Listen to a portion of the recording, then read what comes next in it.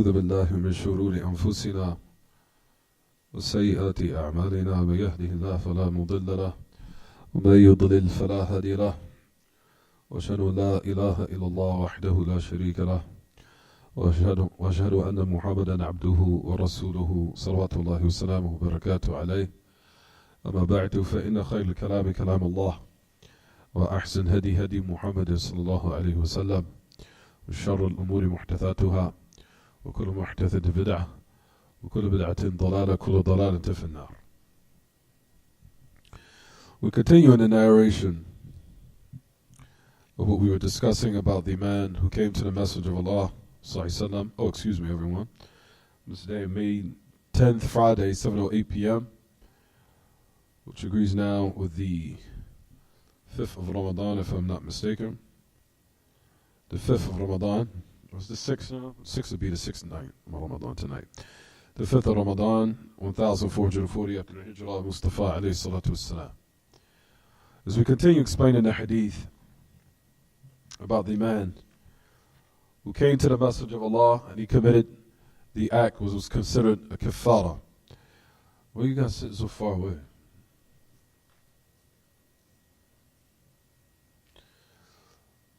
In which the Messenger of Allah alayhi salatu wasalam mentioned in the narration about the man who was intimate with his wife during the day of Ramadan.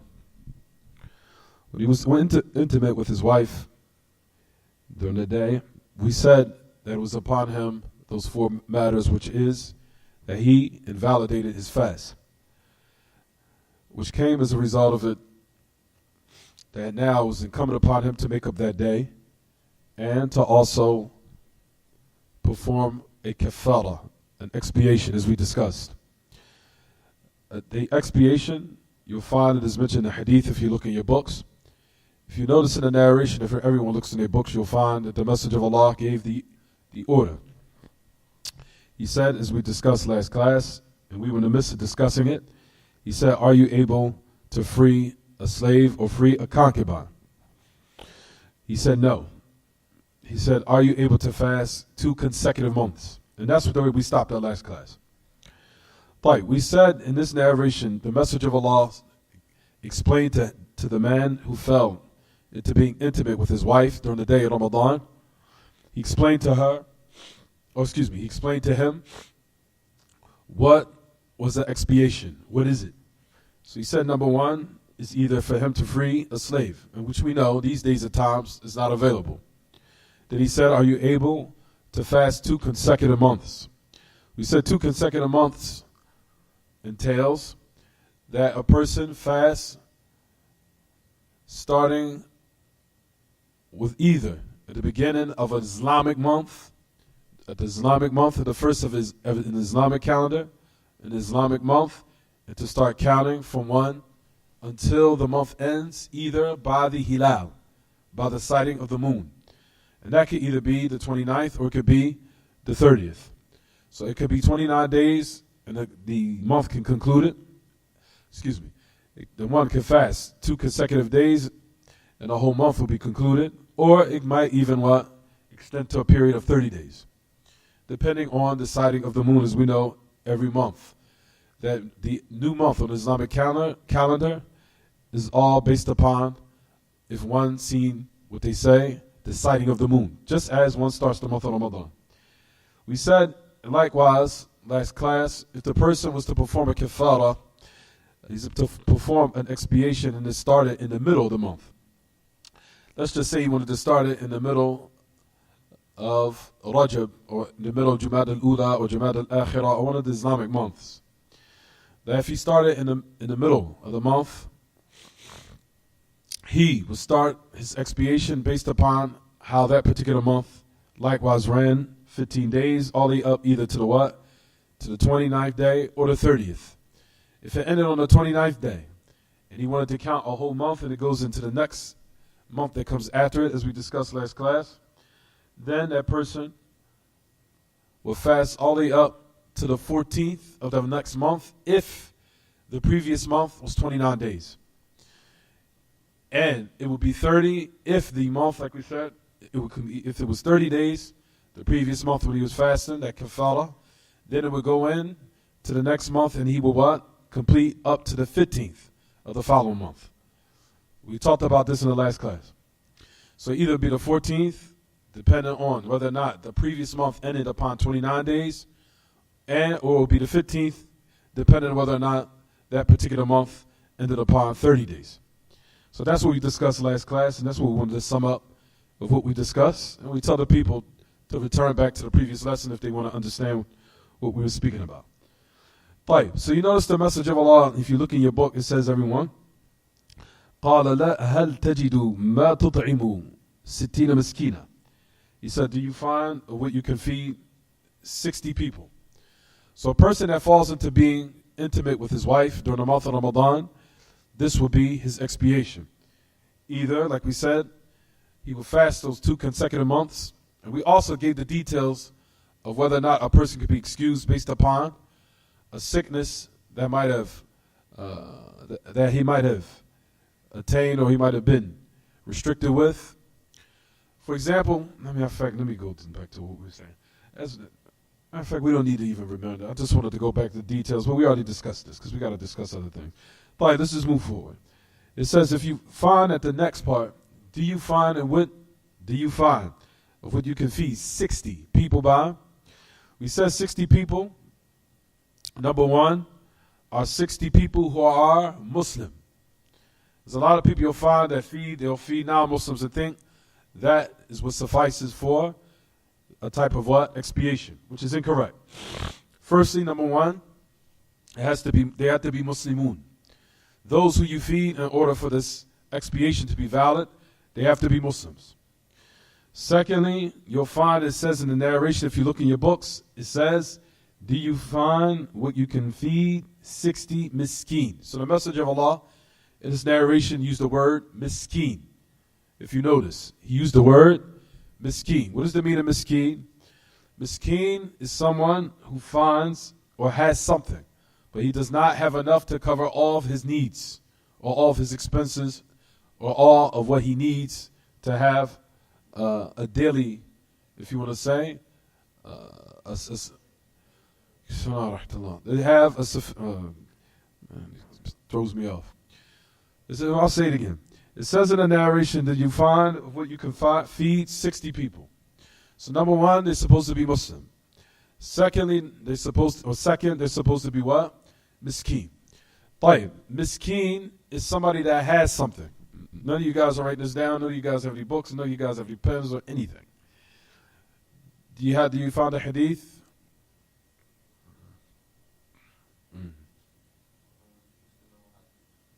In the English, I have no idea.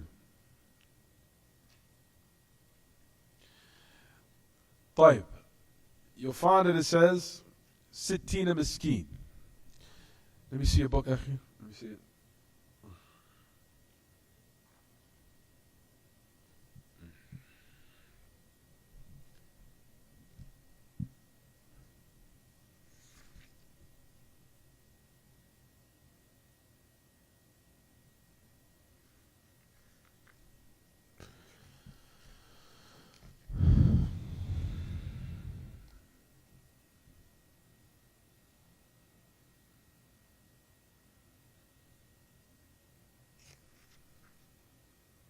Right here.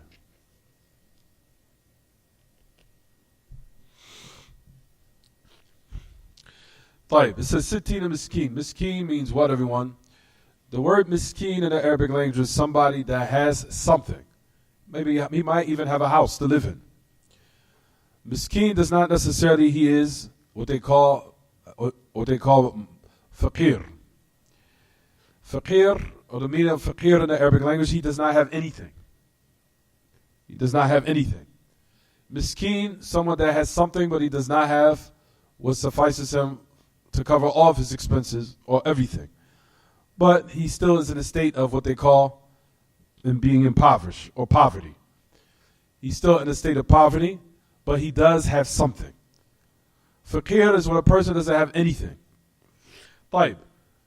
The word miskeen, as we know, if it's mentioned by itself, if you look in the narrations here, if you look in the book, it says the word miskeen. I just gave it to you. I just gave it to you.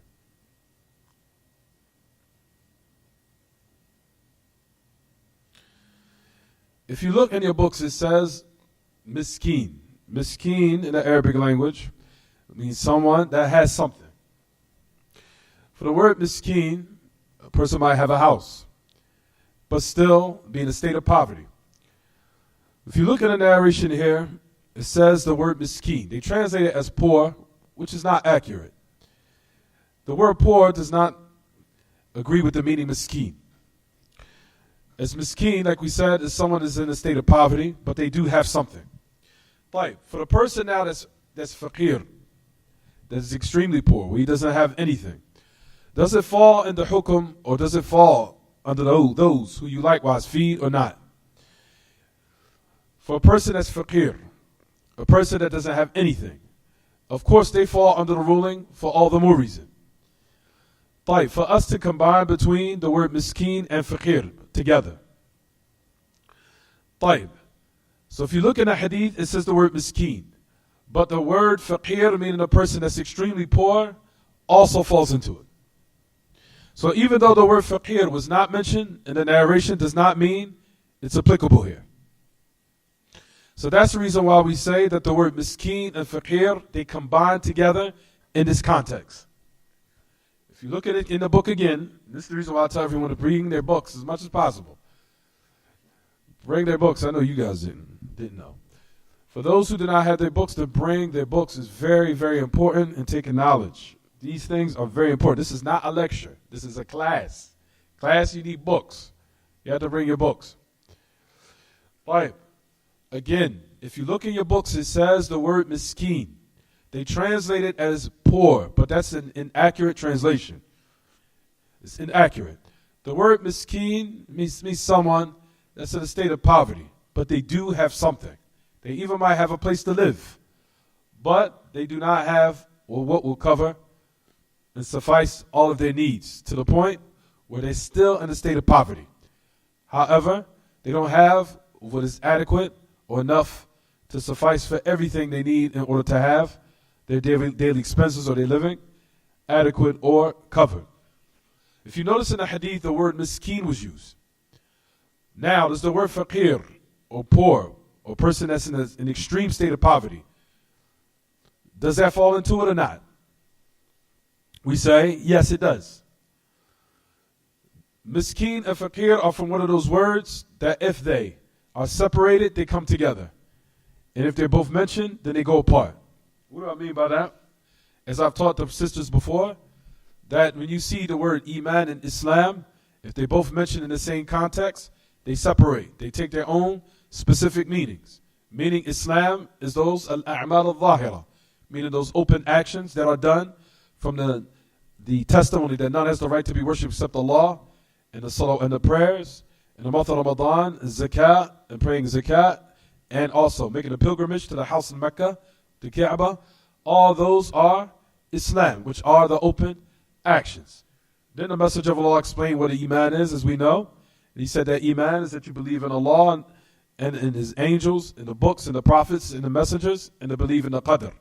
Tayyib. If you notice in the hadith of Jibreel, they both what? They were both mentioned in the same context. Islam and Iman were both mentioned. So they separated. Tayyib. However, we know there's narrations where the Messenger of Allah just mentioned Islam.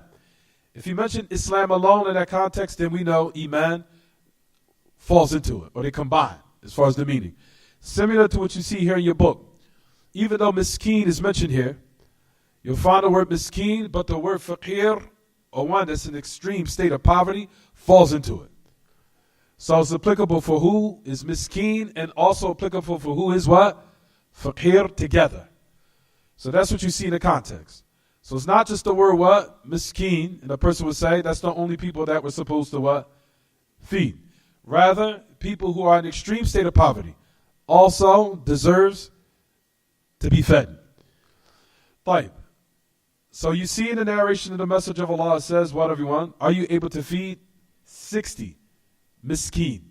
So when you see the word miskeen, just mention the context here, know for sure that what? Faqir, or the word faqir, also falls into it.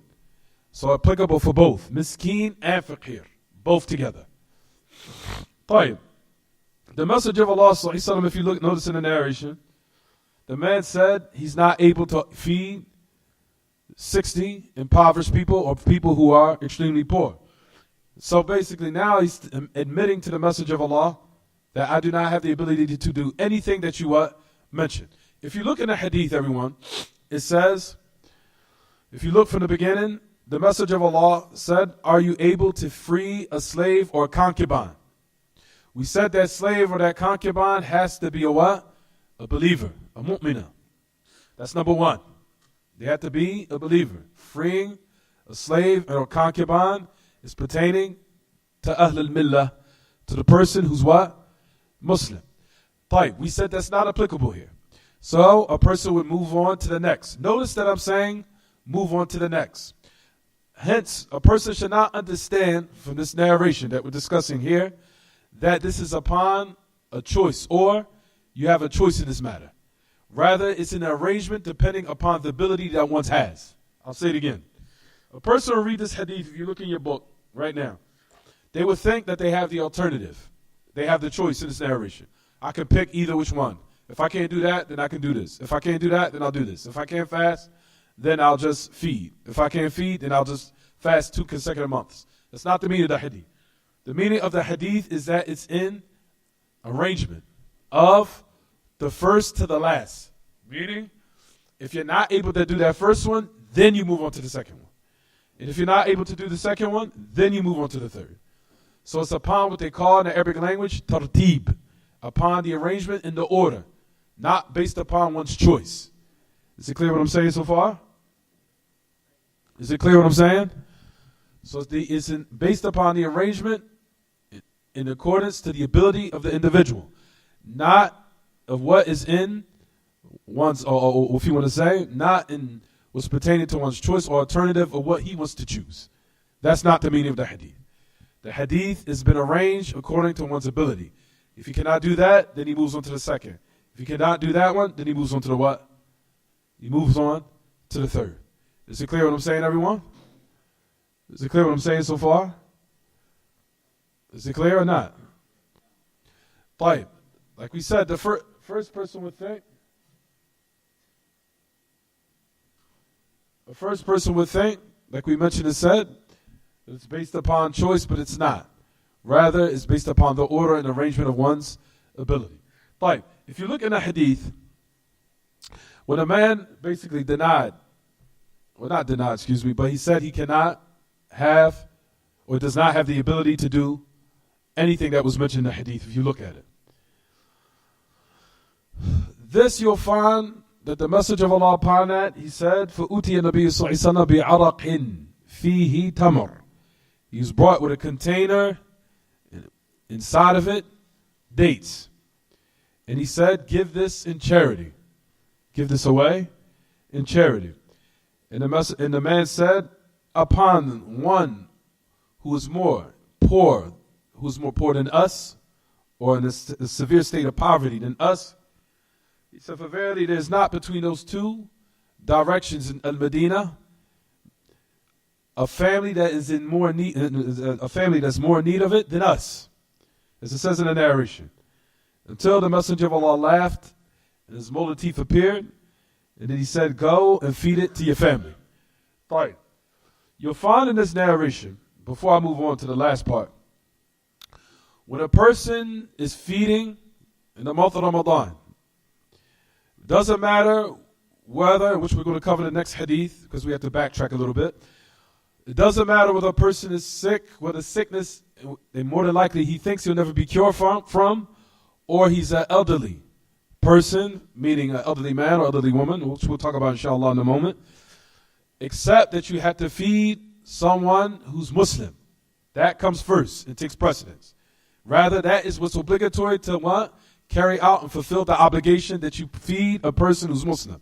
As I've heard during certain questions, a person will feed a person that's a non-Muslim and say, that suffices for feeding. It doesn't matter whether he has to feed every day during the month of Ramadan because they have a sickness and more than likely they will never be cured from, or he has to perform an expiation.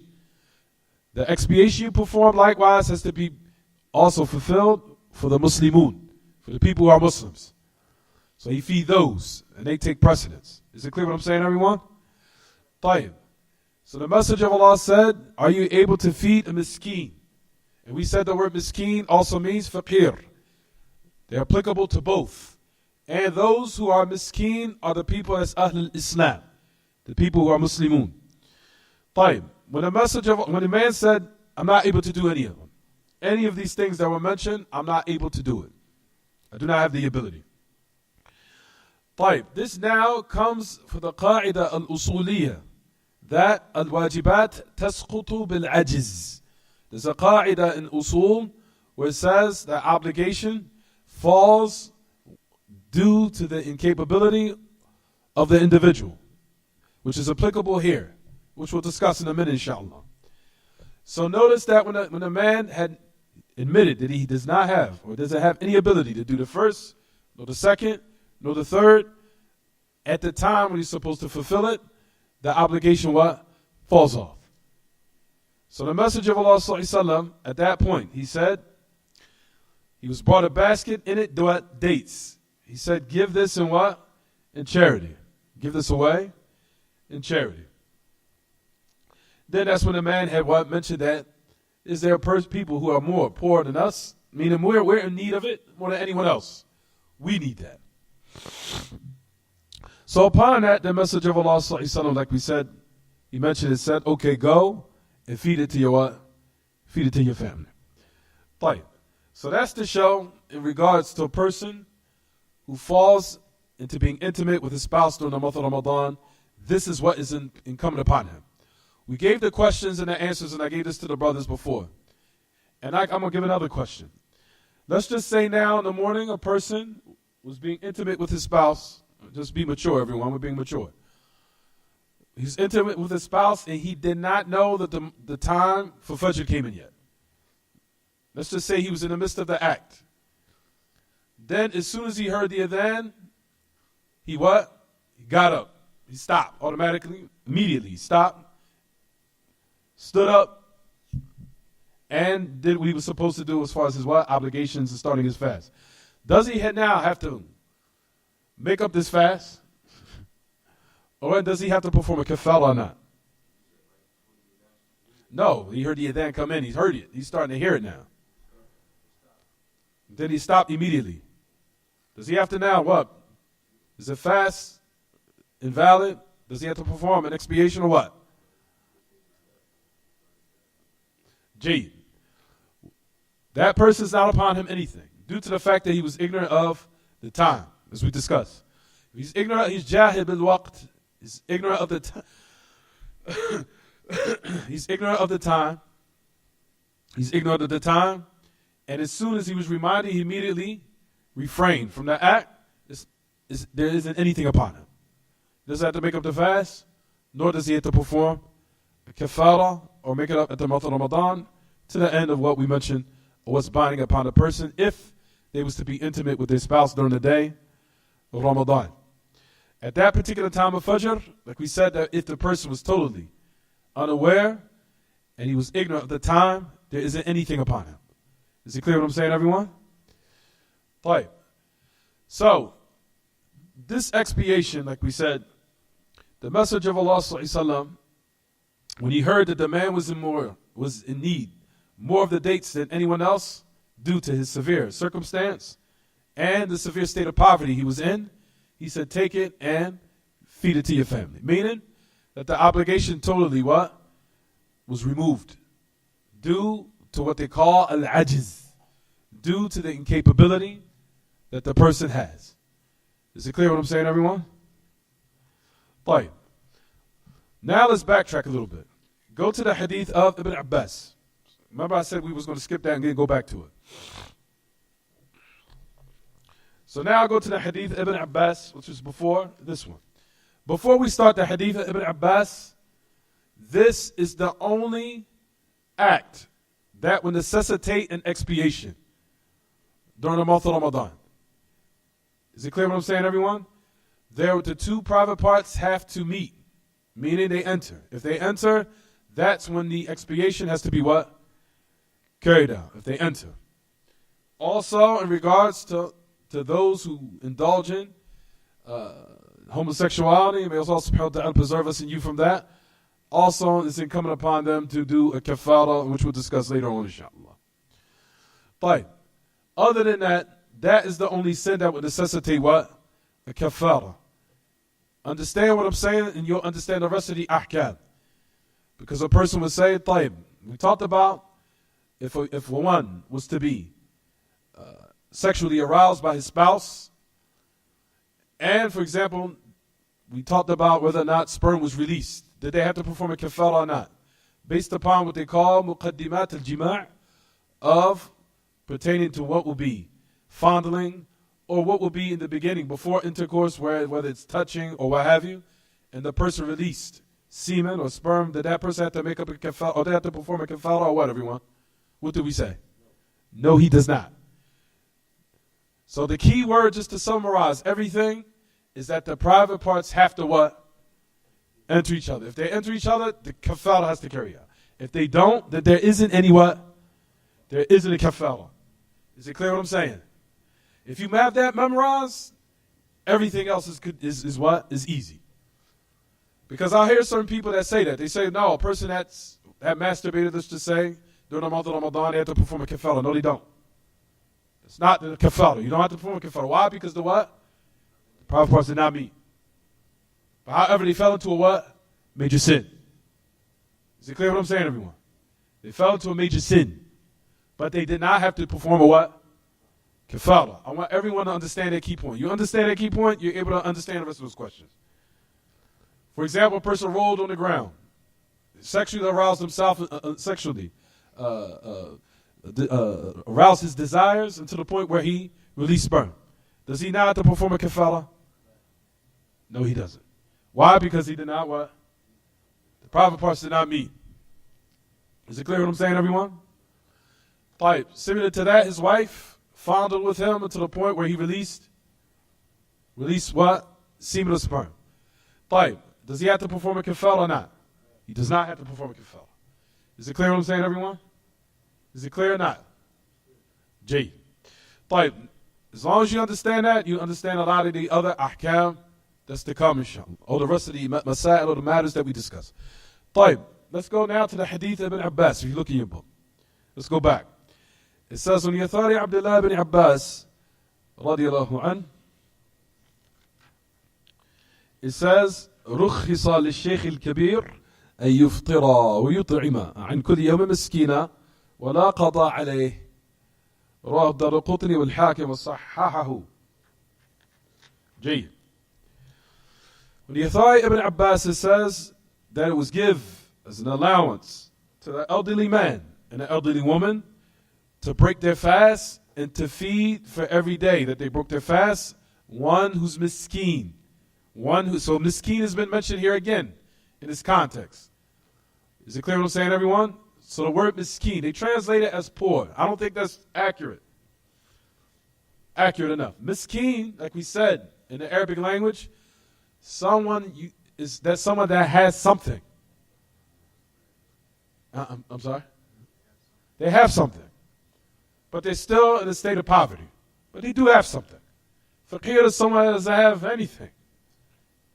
So miskeen and faqir both are what? They are both what's intended here in this narration. Both. They come together.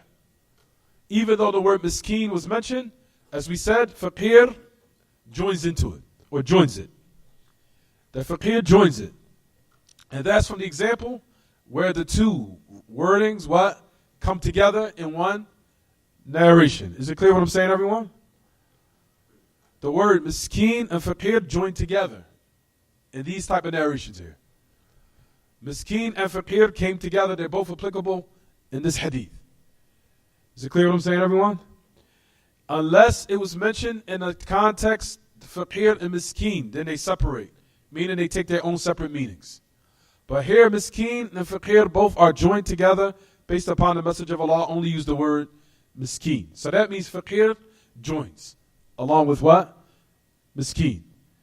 طيب, when the Messenger of Allah sallallahu alaihi wasallam mentioned it, said here, Ibn Abbas, he says it's been given allowance for the one who's elderly, that they break their fast and they feed for every day someone who's miskeen.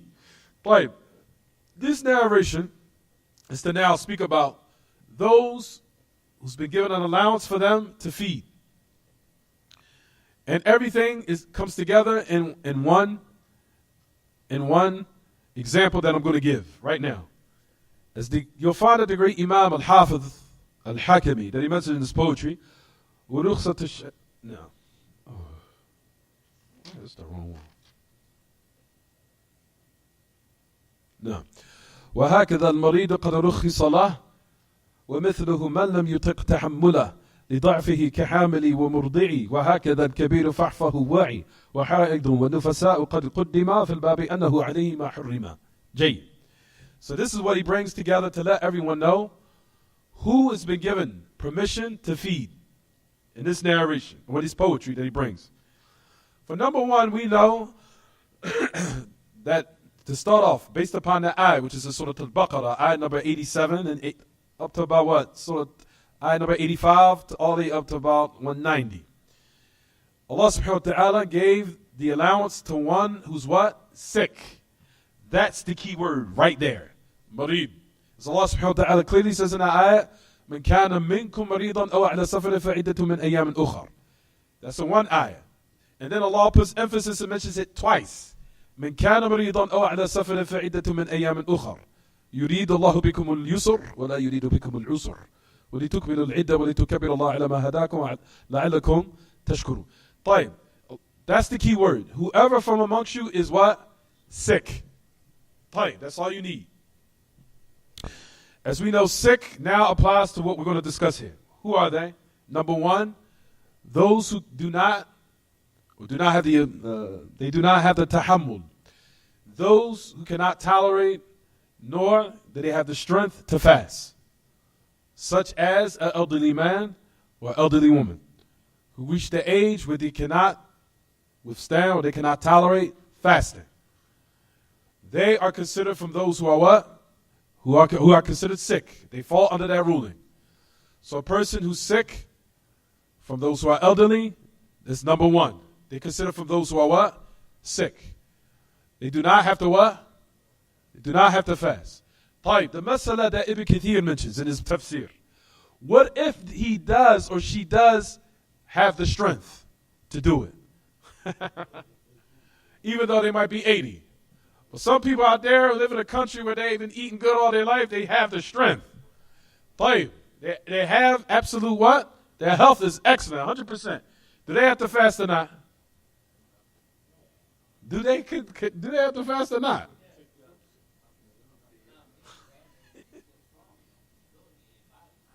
If they have the ability to do it, do they have to fast or not?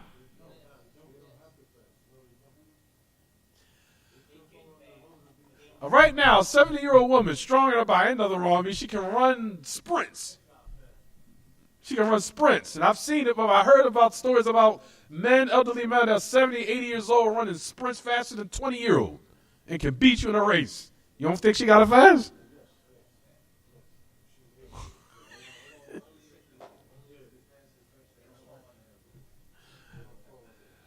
What's the qawl rajih? What's the strongest opinion? They have to fast. If a woman can beat you in a race, there's more than like, or a man can beat you in a race, there's all the more that he would have to what? You can fast. Is it clear what I'm saying? Ibn Kathir mentioned that as a tafsir. I'll bring that later. طيب. Notice the key word I said. What, everyone? Sick. That's the key word. Marid. Sick. Person's sick. طيب. Who falls under sickness, number one, is a person that's reached the age where they what? They cannot tolerate it.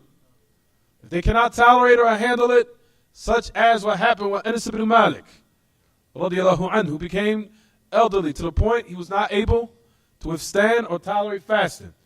To the point he would call people who are impoverished and poor all together and feed them for all the 30 days. Now this is a key point I want to elaborate on.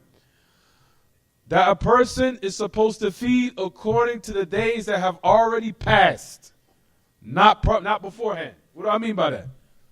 Meaning, for example, a person says, we've fasted 5 days of Ramadan, I'm just going to feed 25 people now.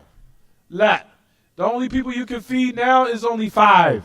Why? Because there's only been 5 days of Ramadan that have what? Has elapsed. Is it clear what I'm saying, everyone? So they wait for the time where the obligation starts. Those are the days that you perform what? Perform it'am, feeding someone poor or impoverished. Is it clear? You cannot say it's the first day of Ramadan, khalas, I'm just going to get my 30 done. Khalas. Is it clear what I'm saying, everyone? Tayyib. So that's what we're saying. The clear indication that Anas ibn Malik radiallahu anh, when he became elderly, he became old. He fed because he did not have the ability to what? Fast. Tayyib. Does a person now, does he have to? Let's just say, does he have to do it every single day? Or can he wait after 15 days elapse and just feed 15 people? Or wait 25 days and they just feed 25 people? Or do he have to do it every single day? Or is it basically what? Open? He has an alternative. The answer is he can what? It's open. You could do it every day, one person every day. I'm also going to find the dalil, because it's been years since I found it. Brother asked me this the other day. Can they feed a person that's in their own family? I remember reading the statement of Sheikh bin Baz years ago. He said it should not be a person who's in your family. It shouldn't be. But I'll get the statement. I'm going to find the dalil and I'll give it to everyone later. Because certain people, what they'll do is they'll just feed someone impoverished in their family every single day until the month is over. You understand? I'll just feed my kids every day until the month is over. Is it clear what I'm saying, everyone? That, I'll bring this answer for that and later on, inshallah. I'm going to give it. We got to finish. We got time. Time is ticking. Because we're almost about to break fast in like 20 minutes. Tayyib, is it clear what I'm saying so far, everyone? I'm going to find a statement. I'm going to give it to everyone a little bit later.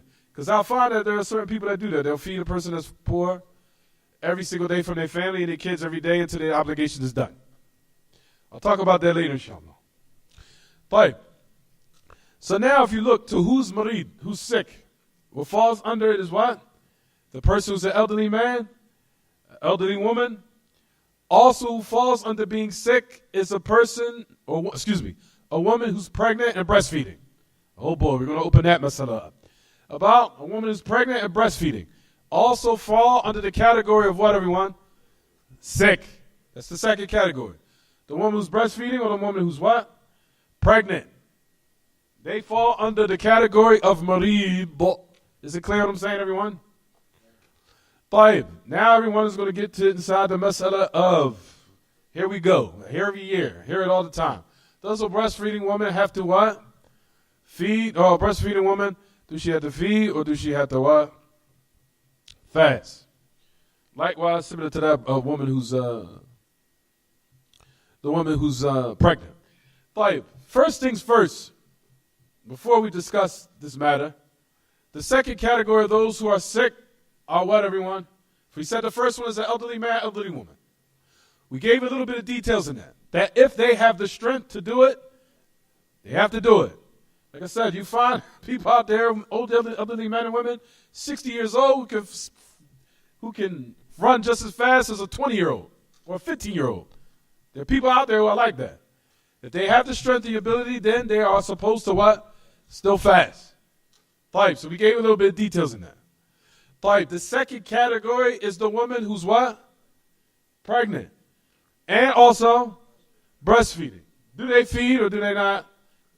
Or do they fast or do they not? That is a mas'ala khilafiyya kabira jiddan.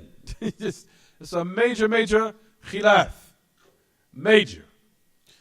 What is now, what seems like to me, and Allah knows best, as I've been between this back and forth for years, is what a woman should do is what? Is just fast if she has the ability to just fast and make it up after the month of Ramadan. That is the fatwa of al-Lajna Da'ima, which was given by a lot of the ulama, especially the ulama of Najd. From them is the great Imam Ibn Baz. From them is great Imam Ibn Uthaymeen. From them is a lot of A'imma of these days and times. A lot of them. The Mufti of the Mamlaka, a lot of them. A lot of the ulama, especially from the past, great Imam Muhammad Ibrahim Ali Sheikh, is a lot of ulama that give the fatwa that she has to what? Just make up the day. If she has the ability, just make the day up. She does not have to feed. But if a person, like we said, don't argue if a person now says the position of Sheikh Al-Albani. Imam Al-Albani does say all she has to do is feed. It's clear. Yes, he does. He says that, and his evidence is strong. Very strong. So that's the reason why I've been pulled from back and forth for years. But like I said, just doing a little bit more reading and studying, you'll find there is a lot of the ulama that say if the person and the woman has the ability, just make it up after the month of Ramadan is over, or excuse me, that she makes it up after the month of Ramadan is over, and after her pregnancy is done, and after she's breastfed or finished breastfeeding, that she just makes the day up. That's it. No more, no less. And if the days continuously accumulate on her because she's pregnant again, breastfeeding again, year in, year out, if the year in, year out, she has announced she's pregnant again, and pregnant again, and pregnant again, and he says to the point where she cannot do it, then she what? She just feeds those impoverished people. And that's the statement of the great Imam, Sheikh bin Baz, rahimahullah. Taib, is it clear what I'm saying, everyone? Taib, so the woman who's pregnant or breastfeeding, the woman who's pregnant and breastfeeding, number one, the origin is she has to fast. That's the origin. That's the asl. If the woman has the ability to fast, then she should fast. There are women out there, and I've heard stories. It seems the pregnancy actually made the baby even more stronger. You'll find in the first 3 or 4 months, maybe she'll fast. Or Ramadan might just say, started in the first trimester of her what? Pregnancy. I keep saying trimester. Trimester of her pregnancy. Is it clear what I'm saying, everyone? That first month, Ramadan came in. Does she have to fast? She has to look at her what? Look at her state. Whether or not I have the what? Ability or not. Some women are very strong in their bodies. There are some women out there that say, hey, no problem with me. I'm good. First month, she can do it. I've heard stories of women that have done it. First month of Ramadan came in the first trimester of her pregnancy. Second month, she might have did it in the first, second month of her pregnancy. She fasted the month of Ramadan. Did it, no problem. So the origin is she does what? She does what, everyone? She does fast. Let's just say now she is starting to feel some type of agony, some type of what? Stress, some type of difficulty. She's starting to feel it.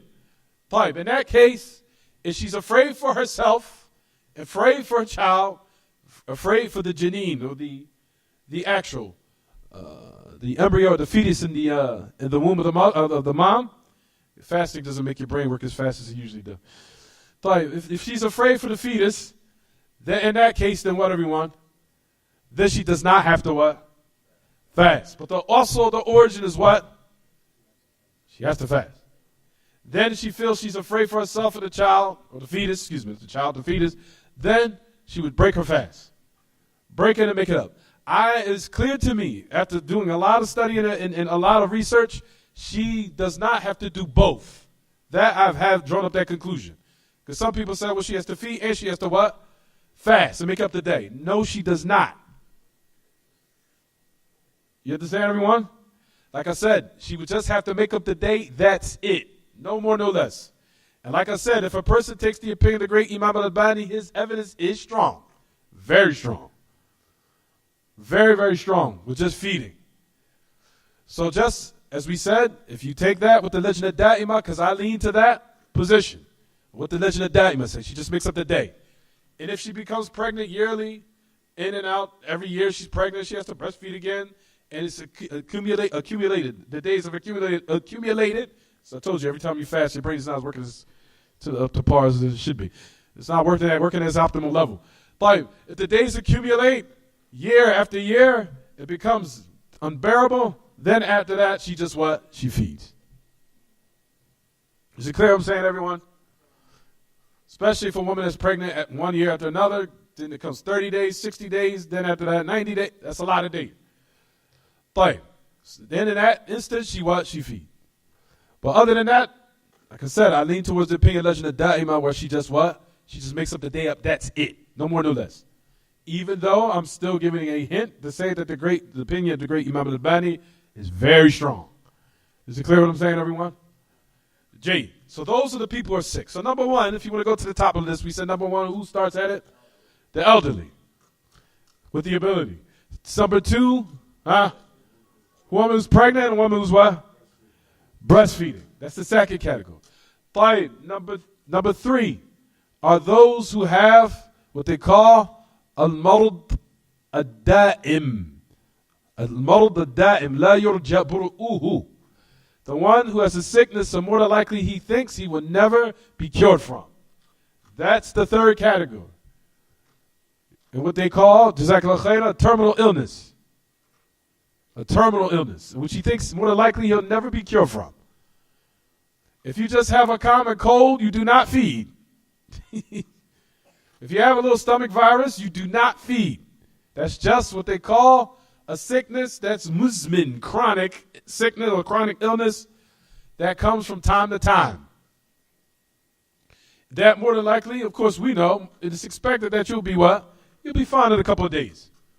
Depending on, of course, we know, the sickness, whether it be a long cold, bad virus, or whatever. Right. So we know sicknesses break down to how many categories? Don't forget to pray your 2 rakats. That your sickness breaks down to what? 2 categories. The first is a terminal illness, and the second is what?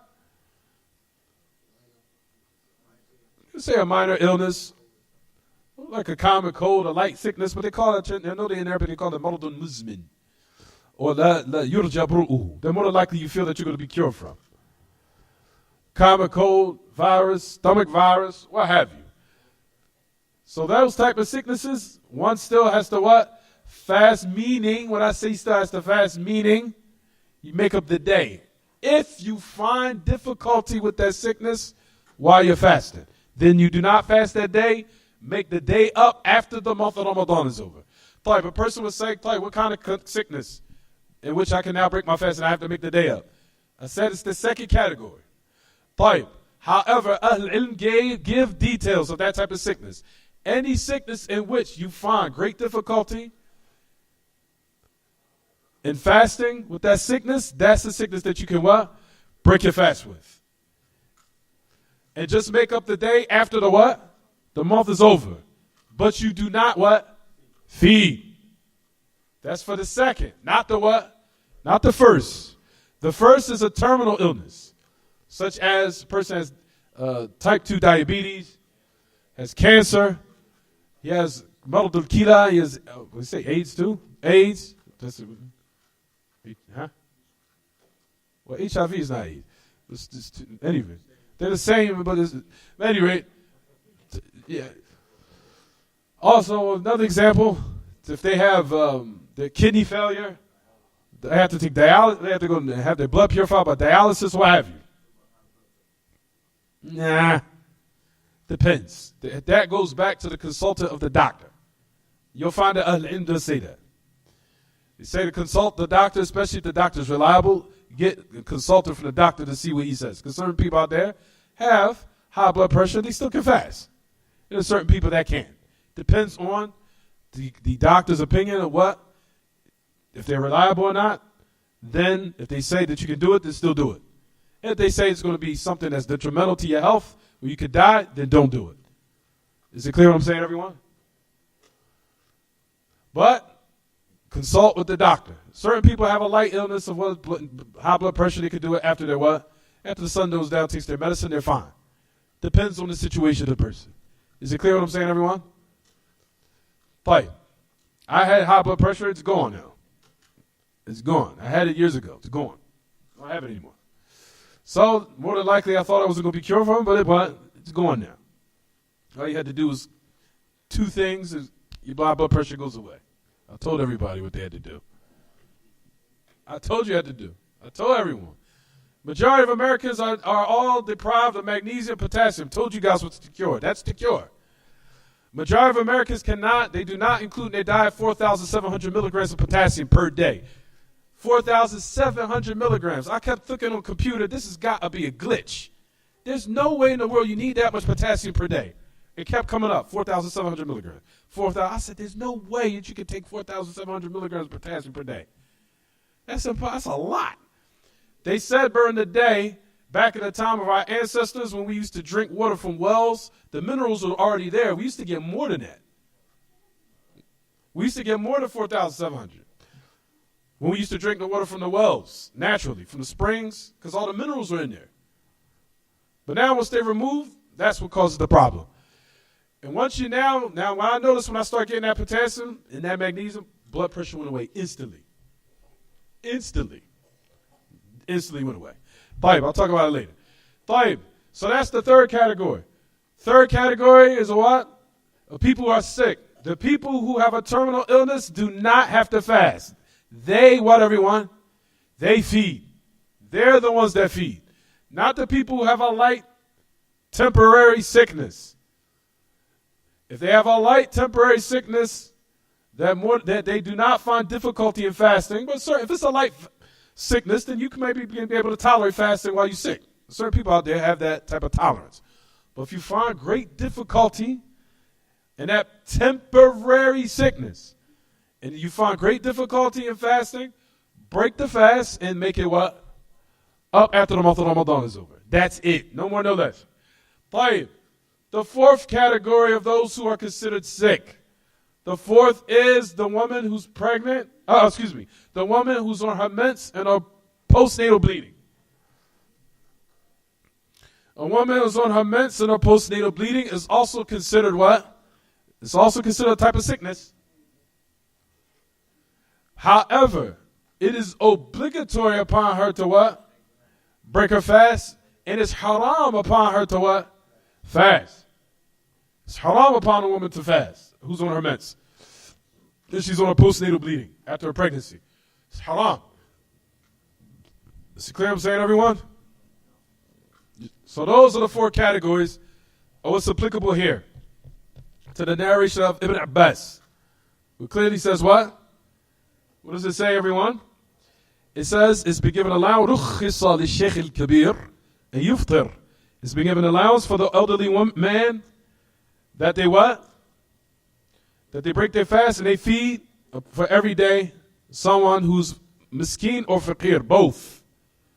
Miskeen or faqir, both. And they do not have to what? They do not have to make up the day. They do not have to make up the day. Who also fall under that? All those other categories we just mentioned. Such as number one, was the elderly, who does not have the tolerance. Number two, pregnant woman and breastfeeding. Number three, the one who is sick but he has a what? Terminal illness. Number four, woman's on her what? Mens, and she's on postnatal bleeding. You understand that? You're good. Is it clear what I'm saying, everyone? Huh? Is it clear or not? Jade. All right, now let's flip to the next hadith because we're about to start. We'll next mention the next hadith and we'll stop. Taib. Let's go flip to the hadith of Aisha Salama. And then we'll stop because we're about to start. We're about to break fast in a couple of minutes. طيب notice أن النبي صلى الله عليه وسلم كان يصبح جنبا من جماع ثم يغتسل ويصوم متفق عليه. That the message of Allah used to come upon the morning in a state of major impurity. It's a state of major impurity from intimacy, being intimate with his wife. Then he would make a ghusl and he would start his fast. طيب, is everyone with me on the same narration? You find it or not? Everyone find it? Huh? طيب, we'll mention this narration briefly, then we'll stop because we're about to almost time to break fast.